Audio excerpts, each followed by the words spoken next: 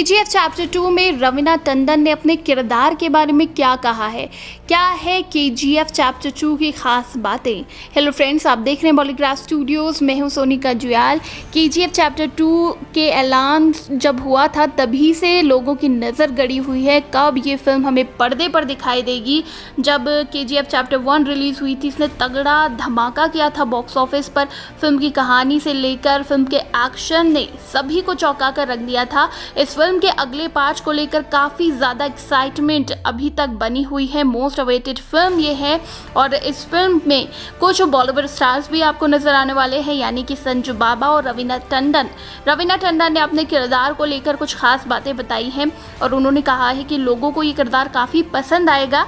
इस फिल्म में अपने रोल के बारे में उनका कहना है कि वो फिल्म में एक हीरो के किरदार में भी नजर आएंगी और एक विलन के किरदार में भी नजर आएंगी। रवीना टंडन इस मौके पर मुंबई मिरर से बात करते हुए कहती हैं कि उनका रोल काफ़ी धमाकेदार होने वाला है और काफ़ी स्ट्रॉन्ग कैरेक्टर है, एक राजनेता का कैरेक्टर है और काफ़ी रसूख ये कैरेक्टर रखता है। तो दोस्तों, ये कितना कनेक्ट कर पाएगा ये तो फिल्म रिलीज़ करने के बाद ही पता चलेगा। इसके अलावा खबर मिली है कि इस फिल्म के लिए चैनल के द्वारा सैटेलाइट राइट्स बेचने के लिए 120 करोड़ रुपए ऑफर किए गए हैं, यानी कि जितना इसका बजट है उतना सैटेलाइट राइट्स से ही रिकवर हो जाएगा।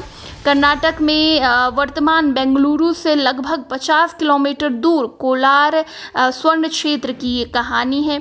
भारत में प्राचीनतम स्वर्ण भंडार ये था। ऐतिहासिक उल्लेख बताते हैं कि यहाँ प्रथम शताब्दी ईस्वी से लेकर अलग अलग समय में स्वर्ण की खुदाई होती रही है, जिनमें 900 ईस्वी से 1000 ईस्वी के बीच चोला साम्राज्य और 16वीं सदी में विजयनगर साम्राज्य से लेकर 18वीं सदी में उत्तरार्ध में मैसूर के राजा टीपू सुल्तान के काल तक की अवधि सम्मिलित है।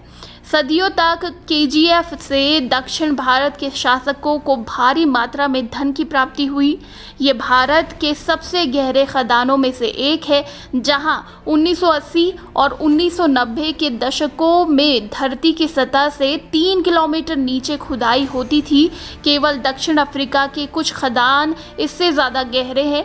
19वीं सदी के अंतिम वर्षों में ब्रिटिश खनन कंपनी जॉन टेलर ने खुदाई कार्य का जिम्मा लिया और 1920 के दशक में खदान में विद्युत शक्ति स्थापित की गई।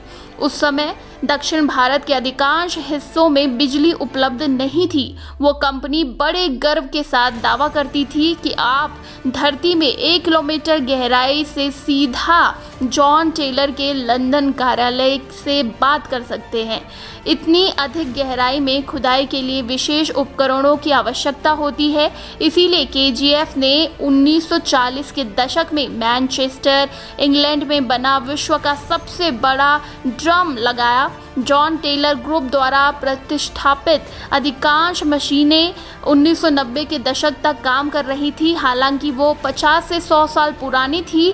वो एक तरह से मूल विनिर्माताओं और भारत माइंस के निरंतर उत्कृष्ट रखरखाव दोनों के प्रति सम्मान का प्रदर्शन था।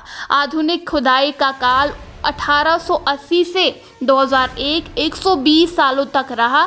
2001 में सरकारी company Bharat gold mines limited ने परिचालन बंद कर दिया, क्योंकि प्रति वर्ष खुदाई से प्राप्त सोना का मूल्य किसी भी रूप में परिचालन लागत के बराबर भी नहीं हो रहा था। लेकिन केजीएफ का अस्तित्व अभी भी समाप्त नहीं हुआ। जुलाई 2010 में सर्वोच्च न्यायालय ने भारत में स्वर्ण की खुदाई पुनः आरंभ करने का आदेश पारित करते हुए स्वर्ण भंडार सहित खदानों की नीलामी की अनुमति दी। 2016 में नरेंद्र मोदी सरकार ने केजीएफ की नीलामी की घोषणा की। इसीलिए लगता है कि दक्षिण भारत के प्रथम विद्युतीकृत शहर, जो अभी भूता शहर की शक्ल में है, उसका जो भाग्य है वो एक बार पुनः खुल सकता है। ये तो आने वाला टाइम ही बताएगा। फिलहाल आप हमें बताइए केजीएफ चैप्टर 2 का आपको कितना इंतज़ार है, ये इतिहास आपको कैसा लगा जानकर नीचे कमेंट सेक्शन में। और इसी तरह के दूसरे वीडियोस के लिए, बॉलीवुड, टॉलीवुड, हॉलीवुड अपडेट्स के लिए सब्सक्राइब करिएगा हमारे चैनल बॉलीग्राफ स्टूडियोज़ को।